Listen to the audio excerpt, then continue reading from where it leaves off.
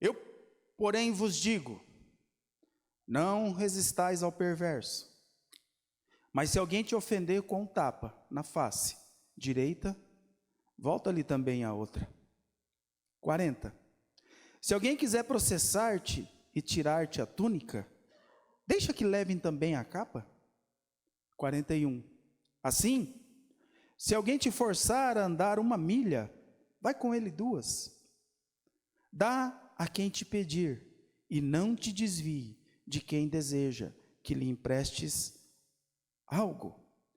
43. Ouviste o que foi dito? Amarás o teu próximo e odiarás o teu inimigo?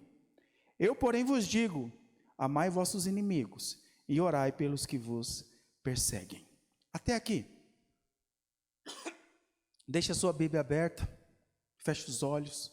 Pai, te agradecemos nessa noite por tudo que já vivemos até aqui, papai.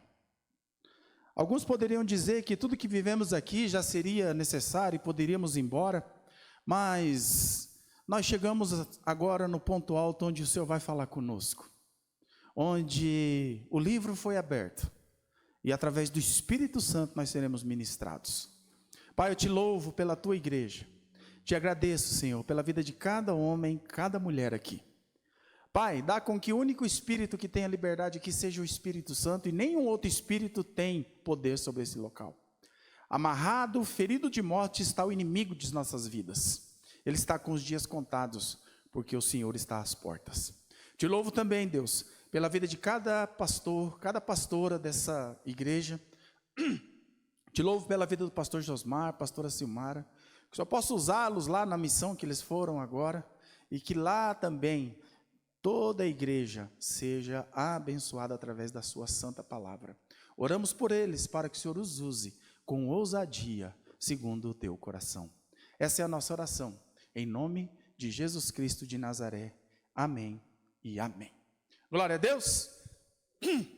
Pastor Josmar, pastora Silmara foram pregar a palavra lá na igreja do pastor Emerson, da Mary. Pediu para que eu os avisasse e deixasse um abraço para vocês. Sintam-se abraçados.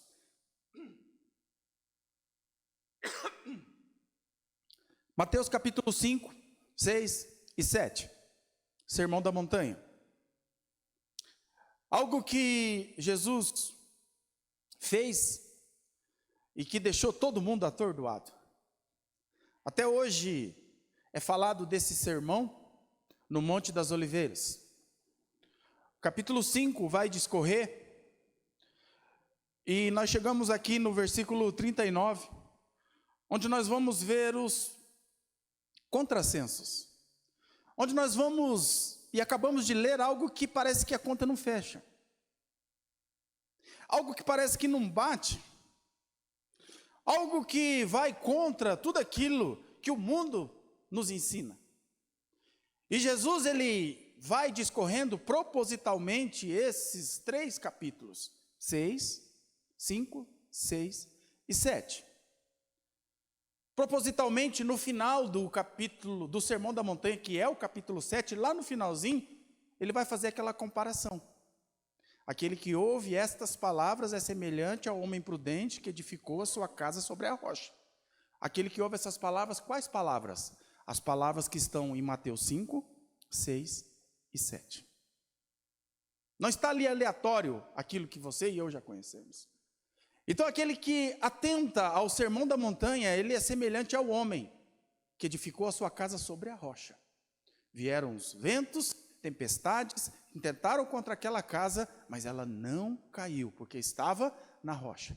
Mas aquele que não ouve, não pratica essas palavras, ele é semelhante ao homem imprudente, que edificou a sua casa sobre areia. Veio os ventos, as tempestades, e derrubou aquela casa, e grande foi a ruína daquela casa. Então, o que nós vemos aqui, e acabamos de ler, é algo que vai justamente contra a cultura do mundo. Eu quero, como introdução, falar algo que me chamou a atenção nesse mês. Nós sabemos que há uma semana acabou as Olimpíadas, que foi na França. Independente do que aconteceu, de abertura, de escândalos, de cerimônias que não agradavam a Deus, as Olimpíadas sempre me chamam a atenção. Porque, como eu sempre digo, não parece, mas eu já fui atleta. E de corrida. Não parece, mas eu já fui. Eu fui um velocista. O recorde da minha equipe permaneceu na nossa cidade lá por mais de 10 anos. Quando nós corremos as Olimpíadas municipais lá, e eu representava o Exército. Eu servi o Exército durante 9 anos, e nesses 9 anos fazia exercício físico, eu tinha 20 quilos a menos do que eu tenho hoje. Eu cheguei a ter marca para poder... Eu fui convidado, inclusive, pela faculdade da cidade para correr revezamento de 100, 400, 4 por 100, 4 por 400 e 200. Eu era velocista. E o João Lucas ficava rindo de mim nas Olimpíadas. Porque até hoje, quando os atletas... a prova mais charmosa do atletismo é o 100 metros, para quem é ligado aí. É o auge. E o homem mais veloz do mundo é descoberto ali. Mas na hora que eles sentam naquele bloco, que é sentar no bloco que chama, coloca os pés um para frente e um para trás, naquele bloco de alumínio, e levanta a traseira, dá 3 segundos, eu falo, João, conta 3 que você vai ver. Aí eu contava assim, eu falava, quando eles falam, levantava o traseiro assim, eu contava, 1, 2, 3, junto com o tiro. Aí o João olhava assim para mim, e eu falei, se o homem do tiro atrasar o tiro, o atleta cai de cara no chão, porque ele é treinado para sair com 3 segundos. Né? E, então mexe comigo, o coração acelera, dá aquele friozinho na barriga até hoje. Na época eu recebi convite para correr para fora, mas como eu já era pai e atleta no Brasil, a gente sabe que eu não quis deixar o salário de cabo para ganhar auxílio bolsa, né? Então foi um sonho que ficou para lá. Até um tempo atrás, meu sonho era fazer faculdade de educação física para mexer com atletismo. Por que eu estou contando isso? Porque quando eu era atleta, e os atletas das Olimpíadas, quando vão dar entrevista, é sempre o mesmo discurso. E é sobre isso que eu quero falar nessa noite. Eles abrem mão de muita coisa.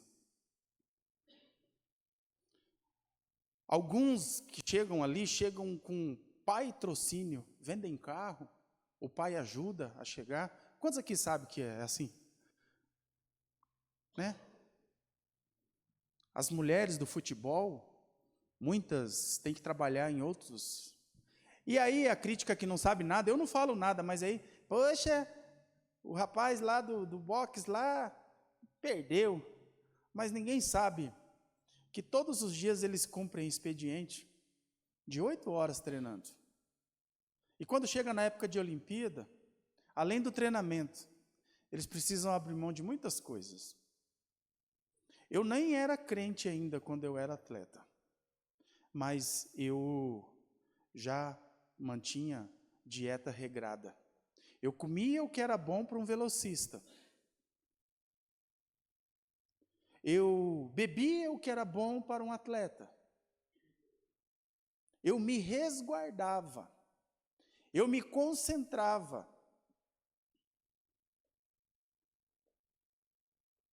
Na véspera da corrida, eu me resguardava, se desse para dormir no outro quarto, para a Cristiane não vir com brincadeirinha comigo, eu também ficava lá resguardado. Por quê? O que significa isso? Abrir mão de algo que é até lícito, em prol de outra coisa. E aí, quando você vê as entrevistas emocionadas dos atletas após perderem uma disputa, eles sempre falam a mesma coisa. Foram 4 anos que nós treinamos exaustivamente, abrindo mão de várias coisas. E aí,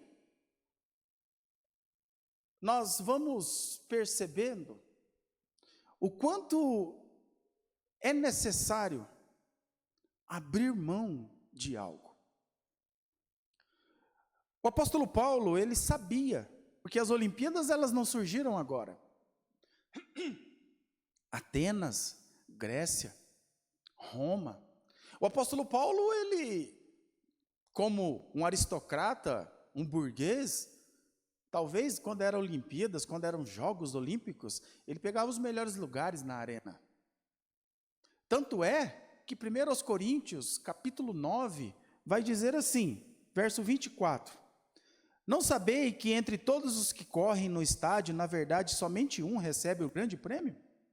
Correi de tal maneira que o alcanceis. Olha que interessante. O apóstolo Paulo, assim como eu estou fazendo hoje, já fez um trocadilho a respeito dos Jogos Olímpicos. Todos estão correndo lá. Você tem que correr de tal forma que o alcance. Mas olha o próximo versículo. Todos os que competem nos jogos se submetem a um treinamento rigoroso. E isso para obter uma coroa que logo desvanece. Sabe o que ele está dizendo? Alguém já viu uma rama de matim que fica aqui nos atletas? Aquilo lá era a medalha de ouro. Era um ramo de folha de louro, trançado. Aquilo só os melhores que recebiam. Mas era uma folha de louro que depois ela ia secar.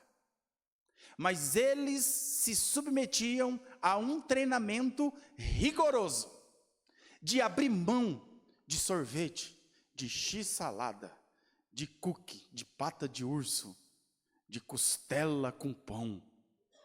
Meu Deus do céu! Abriam mão de dormir de madrugada, abriam mão de uma vida nos vícios, abriam mão de tudo. E o versículo, no entanto, nós nos dedicamos para ganhar uma coroa que dura eternamente. A coroa de glória que Jesus Cristo usou de espinho para que você pudesse usar uma coroa de glória. Olha que interessante. Então eles correm e vão receber uma coroa de louro, que logo vai secar e vai murchar, e só vai ficar para a história. Mas vocês têm que correr de tal maneira, têm que se negar de tal maneira, têm que abrir mão de coisas não só ilícitas, mas também lícitas. Onde o senhor quer chegar, pastor? Nessa noite eu quero falar justamente sobre o que Jesus fez com os seus discípulos. Jesus, quando ele faz o Sermão da Montanha, ele deixa a cabeça dos estudiosos virada para baixo, inclusive dos discípulos. Tanto é que várias vezes os discípulos olham um para o outro e falam, dura coisa o Senhor pediu. Jesus Cristo, aqui eu vejo um exemplo de algo que está sendo o contrário do que está sendo ministrado hoje, inclusive no meio evangélico. E se tem uma coisa que eu vou fazer hoje, é falar contra esse tal desse povo evangélico. Se prepare, não fique bravo comigo, não. Mas é que tem umas coisas que me dá urticária. Jesus Cristo, quando ele faz isso daqui, não é somente para você se humilhar, porque nem tem na Bíblia aquilo que muito crente acha que tem, né? Os humilhados serão exaltados, Heresias 1, versículo 2. Não, a Bíblia diz, humilhai debaixo da potente mão do Senhor, e Ele vos exaltará. Então aqui não é uma aula grátis de se humilhar. Não. Se te processou, quer tirar a túnica, entrega também a capa. Se um soldado romano quiser que você carregue uma carga 1 milha, vá feliz. Quando chegar no final da uma, você fala, eu vou mais uma. Por quê? Porque eu sou crente. Você sabe quanto que era 1 milha? 1.609 metros. 1,5 quilômetro era 1 milha. E um soldado romano, ele podia fazer qualquer um. Por exemplo, estava ali eu e o Fernando parado na esquina aqui, conversando depois do culto. O Fernando, guardando a sua guitarra. Passava um soldado romano carregando uma caixa d'água. Ele olhava para mim e para o Fernando, que éramos hebreus, e olhava e falava, vocês dois aí, era tratado igual cachorro hebreu. Pode pegar essa caixa d'água e leva lá no depósito lá do pastor Josmar. Nós tínhamos que ir carregando essa caixa d'água. Só que a lei mandava que essa 1 milha era 1.609 metros. Depois disso, eu podia falar, não vou carregar. O que Jesus falou? Quando te mandar ir 1 milha, vai com ele 2. Ainda faz assim para ele, lero, lero, lero, igual criança. Porque você é crente. Então Jesus, ele fala, quem te pedir alguma coisa, não desvie. Quando te pedirem emprestado, pegue e dê. Porque vocês têm que fazer além. E tem outra. Vou voltar um pouquinho de quando eu era atleta. Não sei se você sabe, as corridas de velocidade, elas têm uma característica que elas se chamam corrida contra o relógio. Então a corrida contra o relógio é assim, para passar na linha de chegada, você tem que acelerar. Não é chegar na linha de chegada e desacelerar e passar a linha de chegada. Corrida contra o relógio é uma corrida que você tem que passar na sua maior velocidade na linha de chegada. O que isso quer dizer? Quer dizer que quem treina para correr 100 metros, ele não treina 100 metros. Ele treina mais de 100 metros. Então não adianta eu só treinar 100 metros, treinar 100 metros, porque senão eu vou chegar nos 100 metros e vou morrer. Desmaiou. Então quem treina 100 metros, ele treina tiro de 50 metros, treina tiros curtos de 75 metros, de 100 metros e de 150 metros. Para que quando ele chegar lá no 150, ele já passou no 100 acelerado. Mas o que isso tem a ver? Tem muito a ver. Jesus Cristo estava ensinando isso daqui. Eu vou falar o português bem correto. Jesus ensinou os discípulos a se lascarem. Percebeu? Ele ensinou os discípulos a sofrerem. Ele ensinou os discípulos a não murmurarem. Ele ensinou os discípulos a irem além de um esforço humano.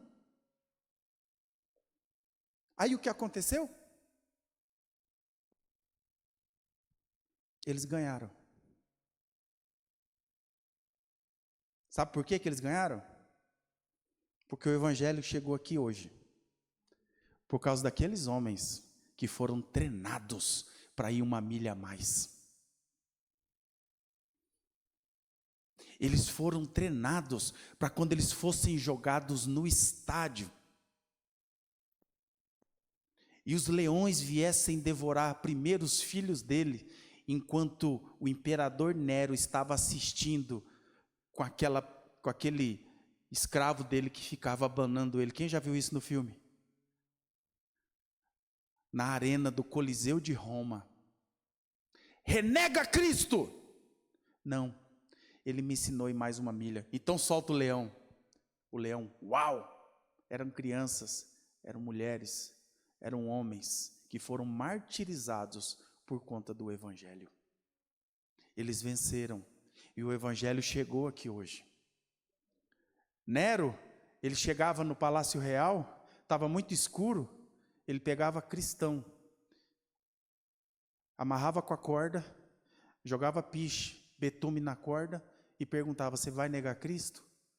Os crentes falavam não. Eles acendiam e iluminava todo o jardim de Nero. com crente pegando fogo como se fosse uma lamparina.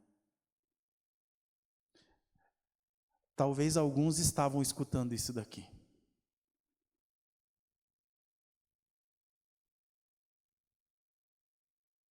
Jesus nos ensinou a ir uma milha a mais. E aí o que eu estava dizendo, eu interrompi para explicar. Jesus ensinou os discípulos a perderem, a irem a mais. Eles ganharam. O evangelho água com batata de hoje em dia, ele ensina todo mundo só a ganhar. E o povo está perdendo. Está perdendo porque o dia mal chega, não aguenta. A tentação chega, não aguenta. Manda caminhar mais uma milha. Não estou aguentando, eu vou sair daquela empresa. Não aguenta. É escrachado, não aguenta. Por quê? Porque só fica escutando que você é vencedor, que você é vencedor, que você é salvo, que você é mais que vencedor, tal, tal. Vencedor do quê, se não for para treinar? Sei que eu e você somos mais do que vencedores. Eu e você podemos todas as coisas naquele que nos fortalece, mas prepare para caminhar mais uma milha.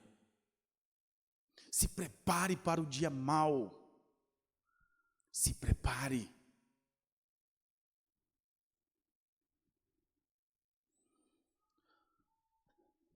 É interessante que o que mais se fala hoje, e aí eu já estou no cerne da pregação, dentro, é de um evangelho de salvação que não passa por cruz. Ninguém quer ser crucificado. Você sabe o que significa essa cruz vazia aqui? Significa que o nosso Redentor não está mais lá. Mas tem outro significado. Significa que eu e você estamos lá. Abrir mão de coisas boas. Hoje eu poderia falar aqui de vários vícios, de várias coisas, tal, mas que não faz mais parte da nossa vida. Amém? Eu creio. Hoje eu quero ir além. Hoje eu quero falar das coisas lícitas. Um dia um pregador chamado J.B. de Carvalho, ele estava pregando. Aí ele contou uma história, que um discípulo, um irmão da igreja, viu a Bíblia dele toda rabiscada. Aí chegou, olhou e falou: pastor, deixa eu dar uma olhada na sua Bíblia aí.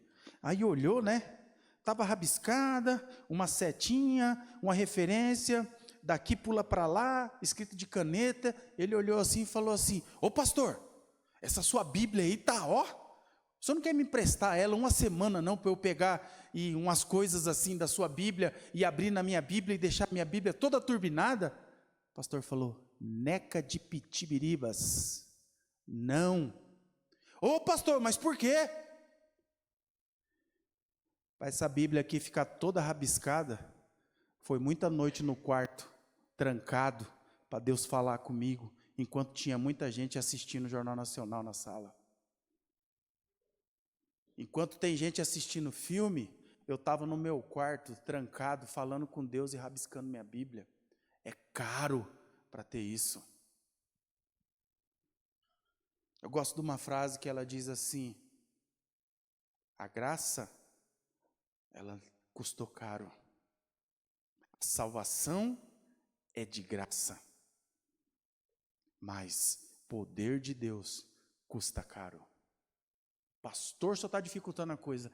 De forma alguma, nós vamos terminar essa noite da mesma forma que nós começamos hoje, cheio da glória e do poder de Deus, porque Deus está preparando um povo para ir caminhar mais uma milha. Deus está preparando um povo que não vai pedir arrego. Deus está preparando um povo, uma igreja forte, para fazer a diferença, e você é esse povo, eu sou esse povo, mas nós temos que estar preparados para caminhar mais uma milha.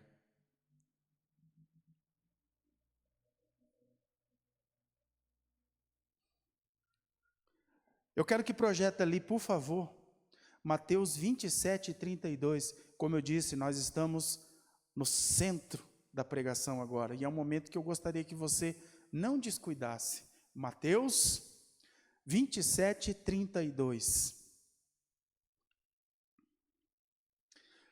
Assim que saíram, encontraram um homem da cidade de Cirene, chamado Simão, e obrigaram a carregar a cruz de Jesus. Quem se lembra dessa cena?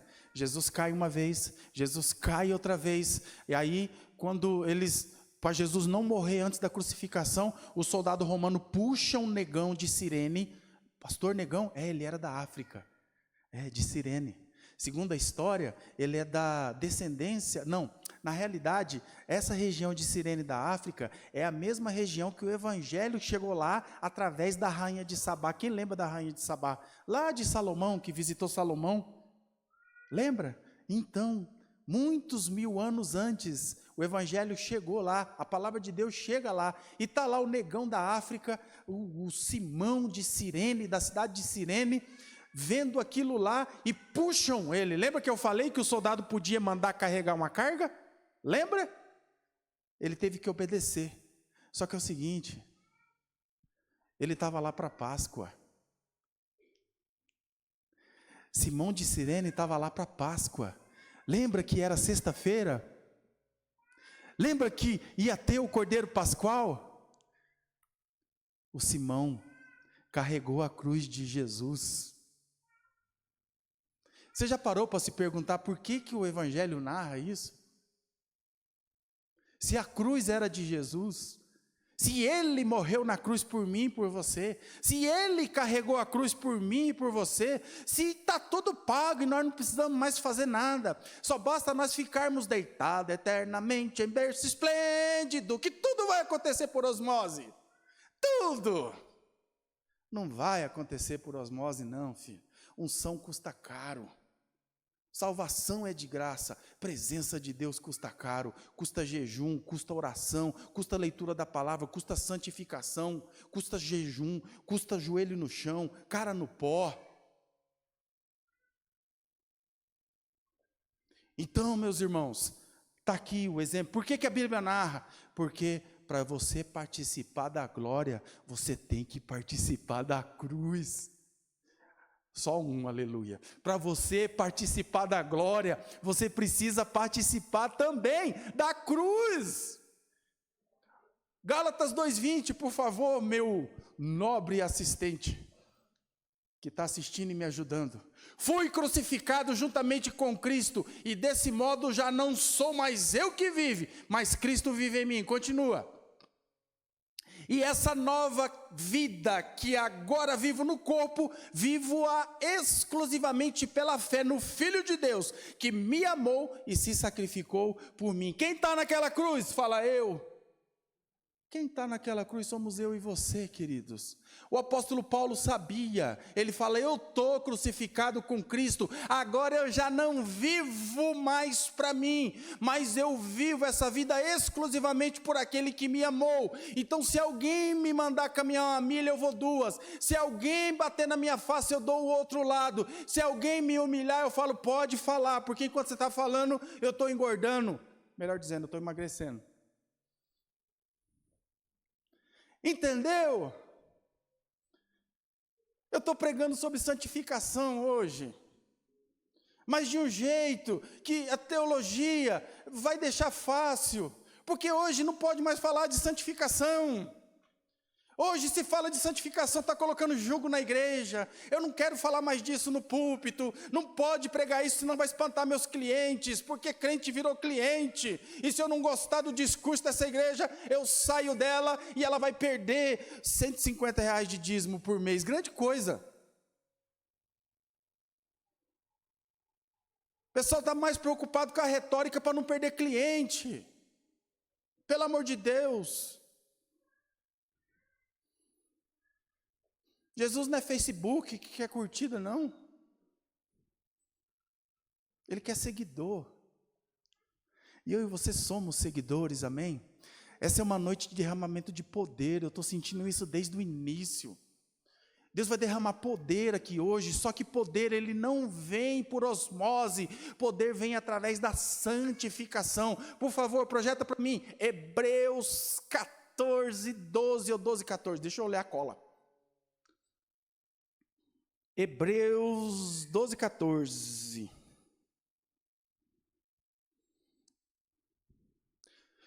Esforçai-vos para viver em paz com todas as pessoas e em santificação, sem a qual ninguém verá a Deus.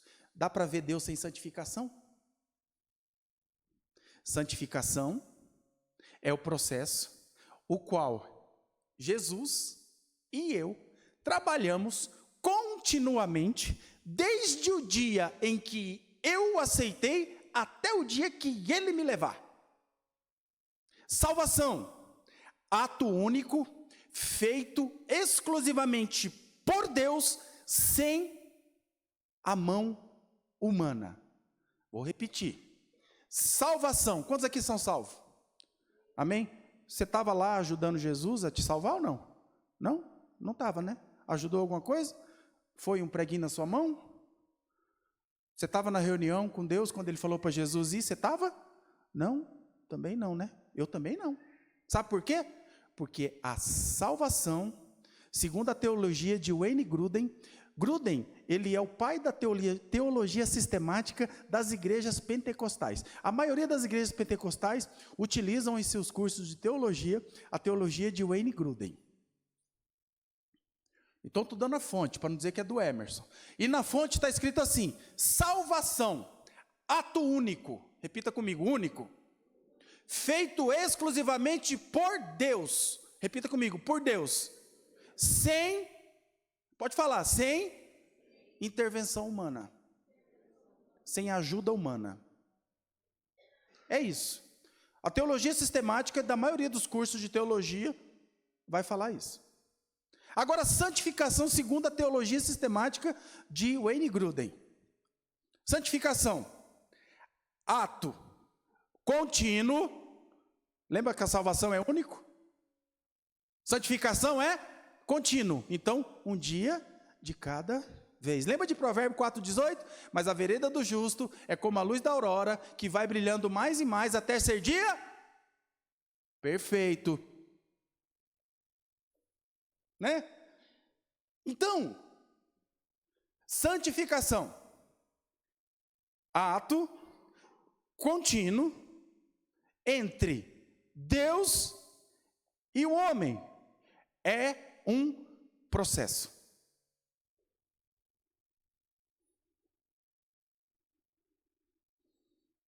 Vou ler a minha cola.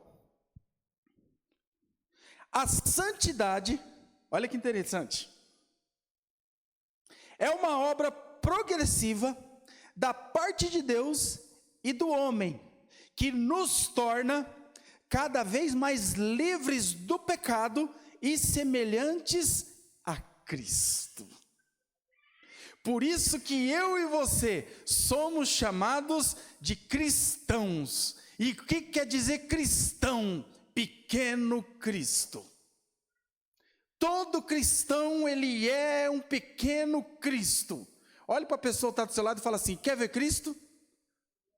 Então olha para mim. Olha, ficou bom agora, não ficou, queridos? Quer ver Cristo? Olha para mim. Porque se eu sou cristão, eu sou um pequeno Cristo.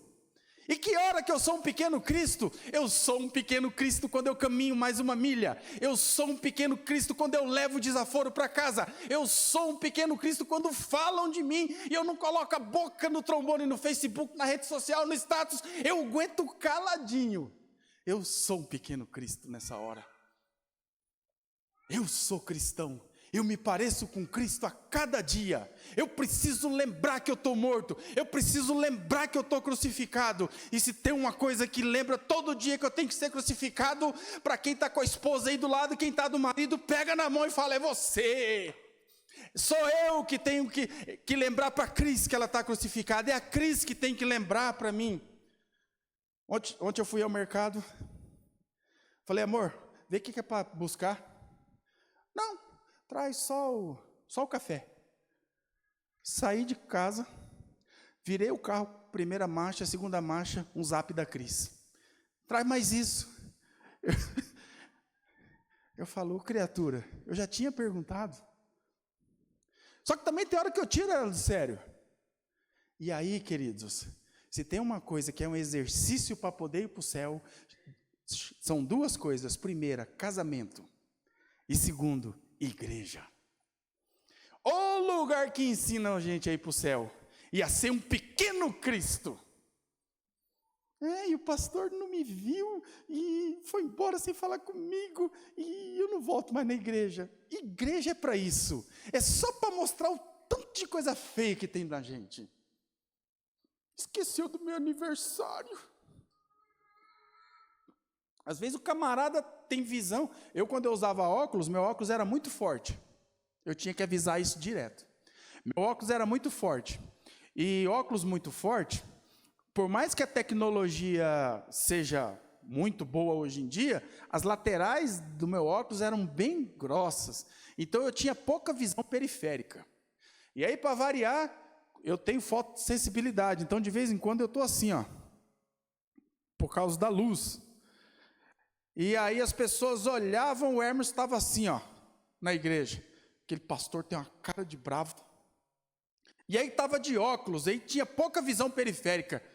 Passou por mim, nem me olhou. Se tem duas coisas, querido, que nos ensinam a ser crentes, é casamento e igreja. Aqui é a lavoura de Deus, nós somos lavoura de Deus. Lembra que a Bíblia diz? Nós somos lavoura de Deus, nós somos cultivados por Deus. Então aqui tem flor, tem fruta, né? Tem flores, tem folhas, tem raízes, cada um com a sua característica, mas também tem espinho. Também tem espinho, né? Tem uma flor do seu lado aí, olha para ela, você que está com a sua esposa, tem uma flor do seu lado. Mas, às vezes, você vai ter que pegar no caule dela assim, vai ter um espinhozinho, né? Então, às vezes, para você conquistar o cheiro, você vai ter que espetar a mão no espinho. Eu estou pregando sobre santificação. Eu estou pregando sobre santificação de um jeito que não fique um julgo para mim e para você, porque não podemos ter medo de falar de santificação. Apocalipse, por favor, 22:11. Olha que interessante. Se santificação não fosse importante, não fosse um processo gradativo, onde o homem e Deus estão agindo em conjunto, o Espírito Santo ajudando, não estava no Apocalipse 22:11. Sabe onde que é esse Apocalipse 22:11 daí? É na Igreja Gloriosa, tá? Para quem não sabe, Apocalipse capítulo 22 é o último capítulo da Bíblia onde a igreja já está glorificada. Quem é a igreja aqui? Você é a igreja. Amém? Ora, quem é injusto, continue na injustiça. Quem é imundo, continue na impureza. Mas quem é justo, firme-se na prática da justiça, e quem é santo, continue a buscar o quê? Santificação. A pessoa está do seu lado, é a pessoa mais santa que você já viu hoje. Pode olhar para ela e falar, você é santo. Sabe o que significa santo na palavra original? Separado. A tradução de palavra santo quer dizer separado. Tanto é que a palavra fariseu quer dizer separado. O fariseu se achava santo. Nós temos um vício de chamar, até crente chama o outro, quer xingar o outro, não pode falar palavrão, fala o quê? Ô seu fariseu, ô seu Jacó, seu incircunciso, né? Seu endemoniado, gadareno, a xingamento de crente, né? Porque crente não xinga, né? Ele fala coisa feia da Bíblia, igual crente não fofoca, já viu? Crente não fofoca, crente compartilha. Irmãos, vamos orar. Não é fofoca não, só queria compartilhar para nós orar por ele. Irmão tal caiu. Já contou, caiu da graça. Mas não é fofoca, estou só compartilhando para a gente orar. Duvido que orou. Então, voltando aqui, né? Eu faço essas coisinhas, daí eu saio aqui, Adriano. né? A gente, de vez em quando, sai um pouquinho e se perde no roteiro, né? Eu sei que você passa quando a gente faz uma brincadeirinha assim, né? Então, voltando, deixa eu lembrar onde eu estava. Onde eu estava, gente? Da santificação, né? Mas do fariseu. Obrigado. Eu sabia onde eu estava, só queria ver se a Tamira estava esperta. Então, fariseu, nós temos uma mania feia de xingar as pessoas de fariseu. Mas na realidade, o fariseu, ele era uma pessoa separada. Ele era uma pessoa que vivia em santificação. Sabe quantas vezes era normal o fariseu jejuar por semana? Segunda e quinta. 2 vezes na semana, o fariseu jejuava. Você é santo? Faz quanto tempo você não jejua? Alô? Aleluia! Ô, glória! Eu falei que nós vamos sair daqui o povo mais poderoso hoje. Você vai até jejuar essa semana. É isso, queridos. Porque não adianta só falar mal dos fariseus. Eles esmolavam, dizimavam, tinham aqueles. Então não adianta você generalizar. Fariseu quer dizer santo, santo quer dizer separado. Só que agora nós somos um povo separado, um povo santo, que temos o Espírito Santo. Nós temos Ele para nos ajudar. Caminhando para o final, queridos, é interessante que a santificação, ela nunca terá fim. Ela nunca terá fim. E aí, por que o senhor falou, pastor, do Sermão da Montanha? Me explica, eu quero fechar todo o pacote agora para nós irmos embora. Diga aleluia. Pastor Hermes vai terminar cedo hoje. 8h26. A santificação, ela é algo que ela tem. Quando o ministro Brian, futuro pastor Brian, falou aqui, que ao chegarmos aqui, nós seríamos conectados a Deus, eu falei, que frase.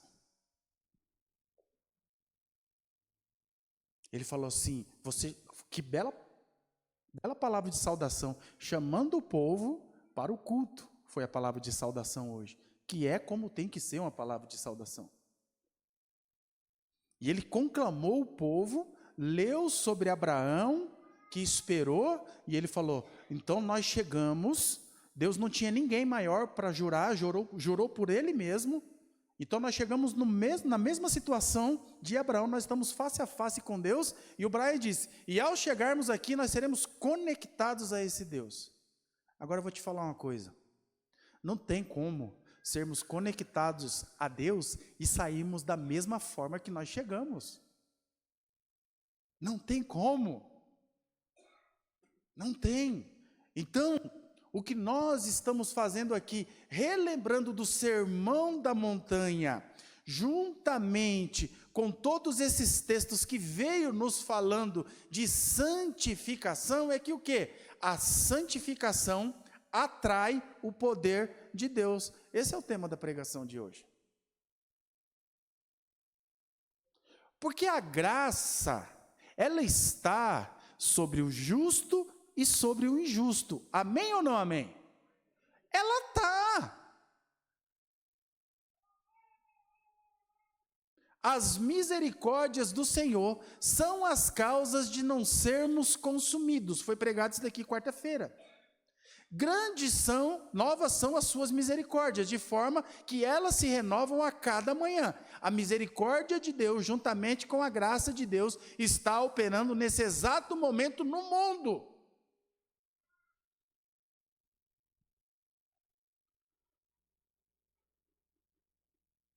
Lembra quando Miriam falou mal de Moisés? O que aconteceu com ela?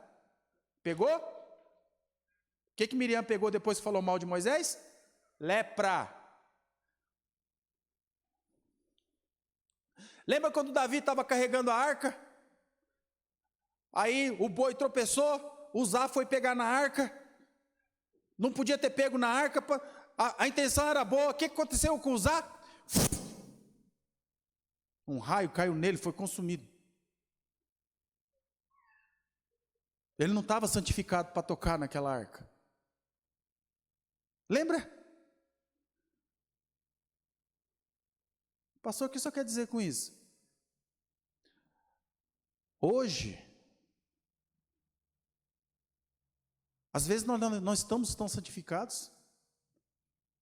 Às vezes nós estamos ligados no trono da graça 24 horas por dia, dando um vacilozinho, mas não cai na nossa cabeça, lembra? Não somos mais, não acontece mais conosco o que aconteceu com o Uzá. Não acontece mais lepra na Miriam, porque fofocou de Moisés, porque foi uma fofoca. Está se achando, Deus só fala com ele agora, ele está se achando, onde já se viu, Deus fala, por que Deus também não fala com a gente? Deus, estou vendo vocês fofocando, falando mal de Moisés, vai ficar com lepra, e todo mundo vai saber, 7 dias teve que ficar parada toda a caravana, porque a irmã do chefe estava com lepra, a irmã do chefe.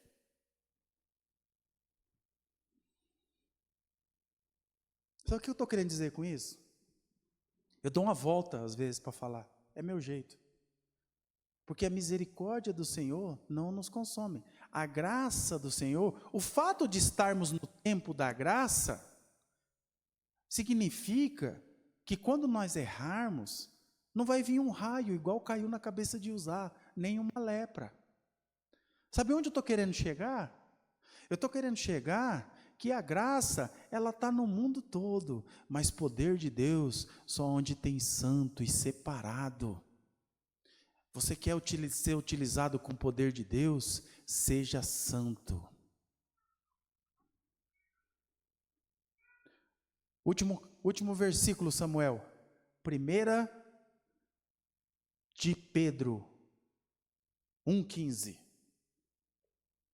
Está no Novo Testamento. Hebreus está no Novo Testamento. O Novo Testamento está mandando eu e você, está mandando. Olha a palavra, sede, Porém, considerando a santidade daquele que vos chamou, vos convocou, tornai-vos da mesma maneira santo em todas as vossas atitudes. Próximo. Portanto, está escrito, sede santo, porque eu sou santo. Está escrito lá, sede, né? Não é sede de beber água, não. É sede de uma ordem. Seja. Está mandando você ser santo. Está mandando você ser separado. E se tem uma coisa que é boa, é você saber que você, por mais que eu e você falemos, nós vamos ser justo demasiadamente? Nós vamos ser perfeito? Alguém aqui falou que santidade é perfeição? Mas eu posso buscar todos os dias, às vezes até pegar a jaula e fechar, para que o bicho que mais leva a gente para o inferno não haja, e ele fique dentro da jaula. Pergunta para mim qual jaula que é. Está aqui, 36 dentes, fecha. Às vezes é necessário deixar fechadinha para a língua não trabalhar. Deixar ela fechadinha.